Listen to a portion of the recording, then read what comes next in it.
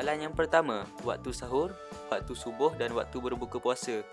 Sebenarnya waktu-waktu ni dia ikut musim. Kalau musim naksa ataupun maksud dia musim panas, siang tu lebih panjang. Kita orang mula puasa tu lagi awal dan habis puasa tu lagi lambat. Dan sekarang ni bulan Jun, semakin menghampiri musim panas, kita mula puasa pada pukul 2.40 pagi dan berbuka pada pukul 7 malam. So setiap hari lebih kurang 16 jam.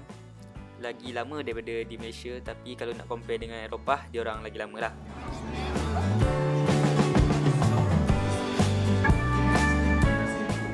Solat tarawih depends juga. Kadang-kadang kita orang pergi masjid, tapi tak selalu sebab masjid agak jauh. Kalau buat kat rumah tu, kita orang solat ramai-ramai dengan member-member yang ada dekat kawasan sekitar ni. Tapi kalau pergi dekat masjid tu, biasanya dia orang buat 20 rakaat dan imam tu baca agak laju. 20 rakaat tu maybe dalam masa sejam kot.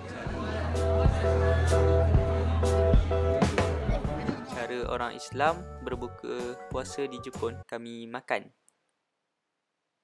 Kalau dekat rumah tu biasanya gila-gila masak. Tapi kalau berbuka kat masjid, masa buka puasa tu kita orang buka puasa makan kurma dengan air kosong. Lepas tu lepas dah solat maghrib, kita orang turun kat bawah tu, dekat situ dia orang ada bagi makanan free. Sebab masjid tu based on orang Turki. Makanan-makanan yang ada kat situ biasanya makanan yang berselera ke Turki. Kadang-kadang sedap, kadang-kadang sangat sedap, kadang-kadang terlebih sedap.